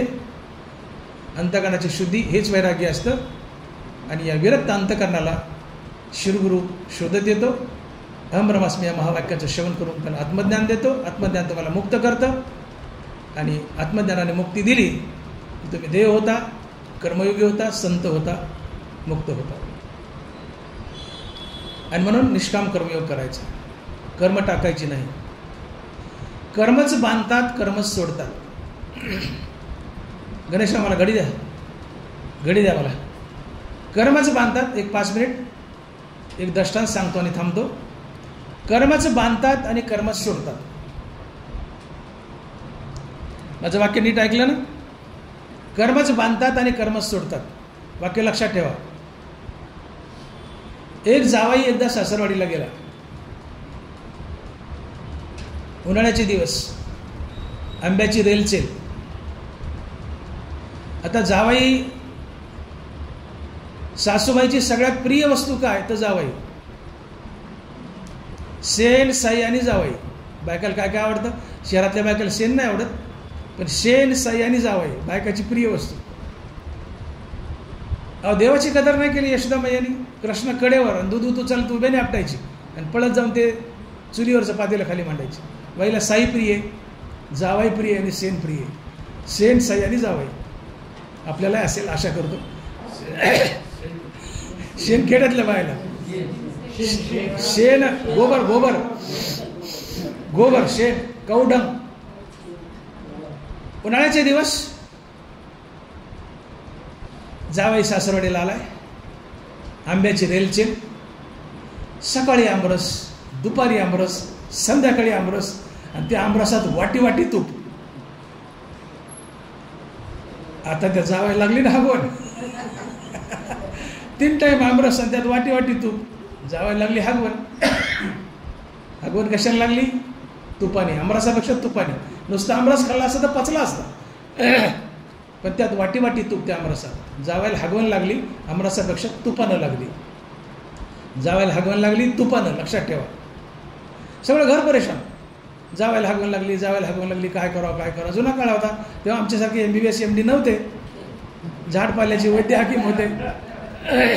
जुना काळ. एका वैद्याकडे घेऊन गेले. हगवण तुपानं लागली. लक्षात ठेवा. एका वैद्याकडे घेऊन गेले. एका वैद्याकडे घेऊन गेले. सासरे जावाई वैद्याकडे गेले. वैद्याने आपल्या नाडी तपासणी केली. आल्यामतर कोल्यामतर आपली तापडी गुळाची पापडी उलथा पालथा केला जावाई आणि त्याला एका कागदामध्ये 5-6 पुड्या बांधून दिल्या आणि जांभले जावे बापू या पुड्या तुपात घालून खा. या पुड्या तुपात घालून खा. जावाई म्हणतो मेलो गड्या. जावाई म्हणतो मेलो गड्या. म्हणले डॉक्टर साहेब तुपाने तर संडास लागली. म्हणले बा तुपात खाल्लं तर गुण येईल नाही तर गुण येणार नाही. सत्यपुढं शानपान चालत नाही. जावाई घरी आला. पुढ्या तुपात खाल्ल्या. गुण आला. हगवण राहिली. हगवण कशानं लागली तुपानं. राहिली कशानं तैसे कर्म कर्मबद्धता मुमुक्षु सोडविले पंडू सुता, जैसा रसरीती मरता राखेला विषय. कर्मच बांधतात, कर्मच सोडतात. तुपानच हागवण लागली, तुपानच हागवण राहिली. कर्मच बांधतात, कर्मच सोडतात. जर ती कर्म देवाची पूजा म्हणून केली तर, जर ती कर्म स्वधर्माचं पालन म्हणून केली तर, जर ती कर्म फलत्यागयुक्त केली तर. कर्मच बांधतात, कर्मच सोडतात. बुडतया नदीचं धावीन नली, पडतया पृथ्वीच कळवळली, मरतया आयुष्यवर्दी दिदिली, मृत्यूने जीवी. एक मनुष्य पळतोय रस्त्यावर, ठेच लागली, खाली पडला. पृथ्वी आली आणि त्याला उठून उभं केलं. हे घडत नाही, पण धनाभर आहे म्हणतात, घडतं. पळताय, ठेच लागली, खाली पडले, खाली पडल्यात, पृथ्वीला कळवळ आला, पृथ्वीने येऊन उभा करावा. नदीमध्ये पोहतायत, बुडतायत, नदीने यावं, नदी बाहेर काढावं. तसं कर्मबंधनात बुडतायत, कर्मानेच यावं तुम्हाला कर्मबंधनातून सोडावं. तैसे कर्मबद्धता मुमुक्षु सोडविले पंडू सुता, जैसा रसरीती मरता राखेला विषय. कर्मच बांधतात, कर्मच सोडतात. परंतु ती कर्म देवाची पूजा म्हणून केली तर, फलत्यागयुक्त केली तर. आणि म्हणून तैसा कर्तत्वाचा मधू आणि फलभोगाचा आस्वादू, या दोहीचा नाव बंधू कर्माचा केला. हे कर्म मी करतोय, याचं फळ मला मिळावं ही भावना मनात आली की त्या कर्मानं तुम्हाला बांधलं, त्याचं पाप पुण्य तुमच्याकडे येतं. पण हे कर्म मी करतोय हा अहंकार घेऊ नका, याचं फळ मला मिळावं ही भावना ठेवू नका. ते कर्म करा आणि देवाला अर्पण करा, त्याचं पाप पुण्य देवाला जातं. ते पाप पुण्य तुम्हाला संसारात बांधत नाही. म्हणून ज्ञानोबाला लिहितात की या दोहीच्या विकी बापू ना तळे लेकी, म्हणून होऊ ना शके दुःखी विहित क्रिया विहित कर्म. ज्ञानोबा बोलतात एक बाप आहे. ज्ञानोबाने दृष्टांत दिला ज्ञानेश्वरी. ज्ञानोबा बोलताय बाप आहे, आपल्या मुलीला जन्म देतो, तिला मी जन्माला घातलंय हा अहंकार घेत नाही. आता ती मोठी झाली, तिचा मला भोग घेता यावा ही फळाची आशा ठेवत नाही. ज्ञानोबा बोलताय म्हणून या तसा बापू नातळेले की बाप आहे की बापाने मुलीला जन्म दिला याचा अहंकार घेत नाही. आता ती वयात आली, मला भोग घेता यावा ही फळाची आशा ठेवत नाही. नवऱ्या मुलाची हवाली करतो आणि मोकळा होतो. तसं कर्म मी करतोय हा कर्माभिमान घेऊ नका, याचं फळ मला मिळावं ही फळाची आशा ठेवू नका. ते फळ देवाला देऊन टाका. ती मुलगी नवऱ्या मुलाला देऊन टाकली बापाने, कर्माचं फळ देवाला द्या. ते कर्म तुम्हाला संसारात बांधणार नाही. आणि कर्म जर देवाला दिलं नाही आणि नगभर जरी मुंगीच्या पायात कर्म शिल्लक राहिलं तर ते तुम्हाला संसारात बांधणारच. अगा कर्मे जीवरावे ते ती सुखदुःखी फळावे आणि तया ते भोगावं याद्या आहेत. मुंगीच्या पायात का पाप पुण्य शिल्लक असेल तर ते तुम्हाला संसारात बांधतच.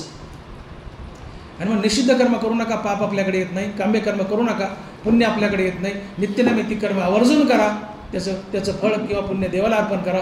जीवन पाप पुण्यरहित होतं. आणि कशानं घडतं तर नरबा बोलतात की बुद्धियोगा युजिले त्याची पारंगत झाले, ही उभय संबंधी सांडिले पाप पुण्य. निष्काम कर्मयोग केला तर तुमच्या जीवनातून पाप पुण्य निघून जातं. आणि ज्या दिवशी जीवन पाप पुण्यरहित होतं त्या दिवशी शिवगुरु तुम्हाला शुद्ध देतो, अहम ब्रह्मास्मी या महावाक्याचं श्रवण करतो आणि तुम्हाला मुक्त करतो. आणि म्हणून भगवंतानं वैकुंठाला जाता जाता कुरुक्षेत्राचं युद्ध संपलं. ते कुरुक्षेत्र सोडून द्वारकेला देव निघालेत. गीतेत लिहित आहेत देव की मी चाललो बाबांनो, आता द्वारकेला काय ना वैकुंठाला काय, मी ही पृथ्वी सोडून चाललोय. आज द्वारकेला जाईल, काही दिवसांनी वैकुंठाला जाईल माझ्या धामाला. पण जाताना मी एक चांगला निरोप देऊन जातो. तो निरोप आपल्या काळजावर कोरून ठेवा, तुमचं कल्याण होईल, तुम्हाला मुक्ती मिळेल. काय म्हणून फळी लागू सांडोनी देह संगू, कर्मे करावी चांगू हा निरोप माझा. बाबांनो चांगले कर्म करा, देवाची पूजा म्हणून कर्म करा. आणि ते कर्म करताना फळाची आशा ठेवू नका.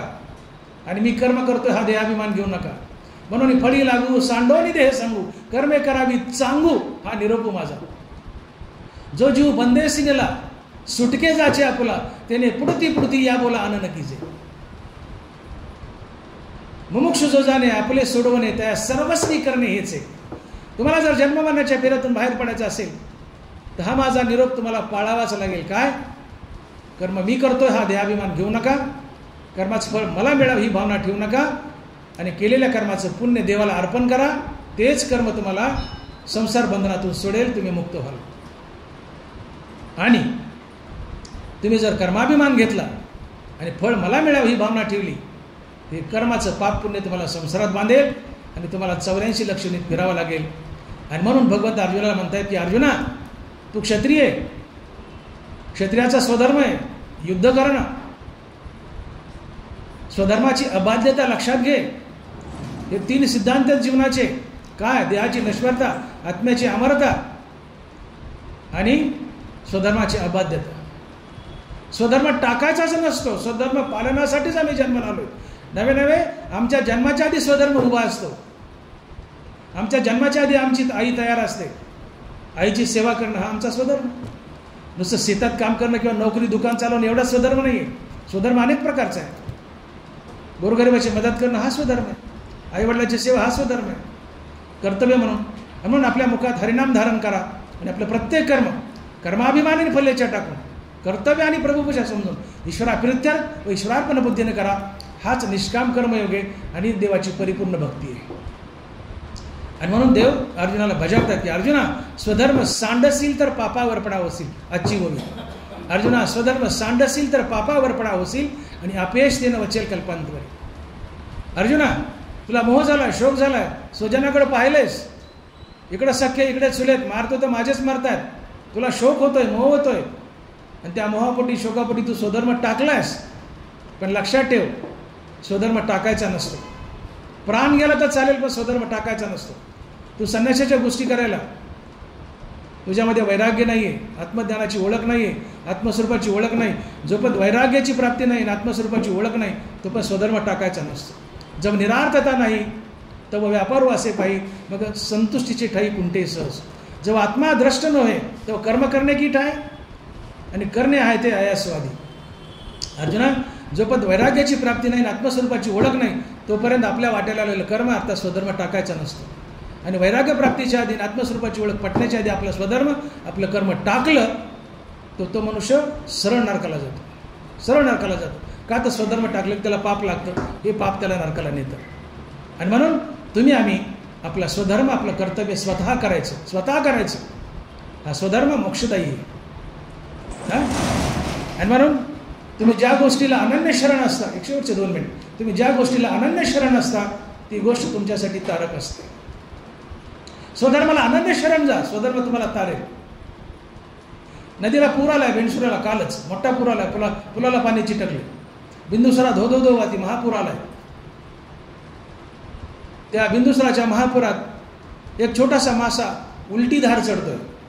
हे दृश्य हत्तीने पाहिलं. हत्ती म्हणला मी सगळ्यात बलवान, हे मासा काय एवढीशी चिंगडी, हे पुराची धार उलटी चढतंय, मी तर हत्ती म्हणले मी चढेल. शिरलं मध्ये मध्य पात्रात गेलं, टांगड्यावर केलं, वाहून गेलं. टांगड्यावर केलं, वाहून गेलं. एवढा बलवान हत्ती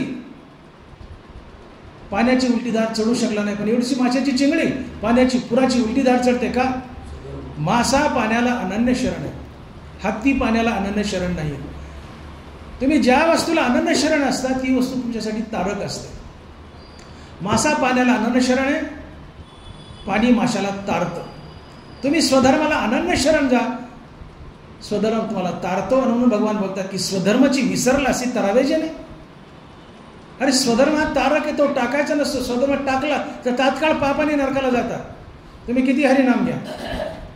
आणि म्हणून असा एकही संत नाही की ज्याने कर्म टाकले तर नुसतं झाडाखाली बसला राम राम राम राम म्हणतो, असं नाही आहे. प्रत्येक संतानं कर्मयोग केला, ईश्वरार्पण बुद्धीने कर्म केले, त्याला हरिनामाची संगती दिली. कबीर महाराज चादरी मिळल्या, सोबत हरिनामाची संगती दिली. सावता महाराज कांदा मळा केला, सोबत हरिनामाची संगती दिली. कारण वैराग्य प्राप्ती आणि आत्मस्वरूपाची ओळख नाही, त्याच्या आधी जर स्वधर्म टाकला आणि नुसतं हरिनाम घेतलं तर तो दोष आहे. तुकोबाराय म्हणतात, तुका म्हणे अधम त्याशी भक्ती दुशी हरीची, न बाणता स्थिती अंगी कर्मत्यागी लंडतो. तुका म्हणे अधम त्याशी भक्ती दुशी हरीची.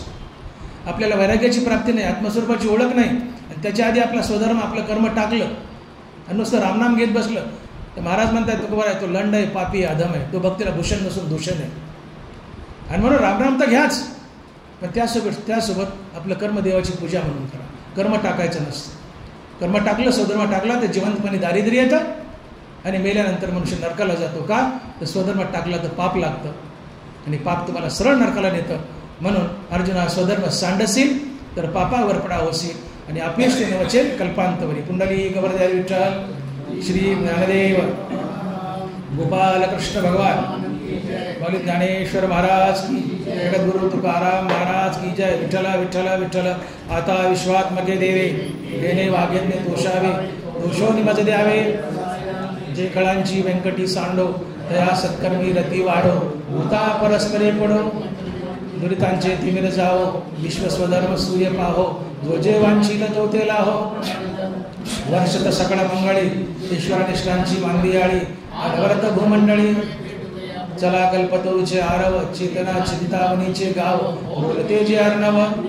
चंद्रने जे अलांछन, मार्तंड जे तापही. ते सर्वाही सदा सज्जन. किंबहुना सर्व सुखी, पूर्ण होणी तीही लोकी. भजी जो आदि पुरुखी, आदि ग्रंथोपजीवे विशेषी. द्रष्टाद्रष्ट विजय येत म्हणे श्री विश्वेश्वराओ. हा होईल दान कसावो, येणे वरे ज्ञानदेव. येणे वरे ज्ञानदेव, येणे वरे ज्ञानदेव. पुंडलिक वरदे विठ्ठल श्री ज्ञानदेव तुकाराम गोपाल कृष्ण भगवान की जय. मौली ज्ञानेश्वर महाराज की जय. जगद्गुरु तुकाराम महाराज की जय. विठ्ठल विठ्ठल विठ्ठल विठ्ठल विठ्ठल.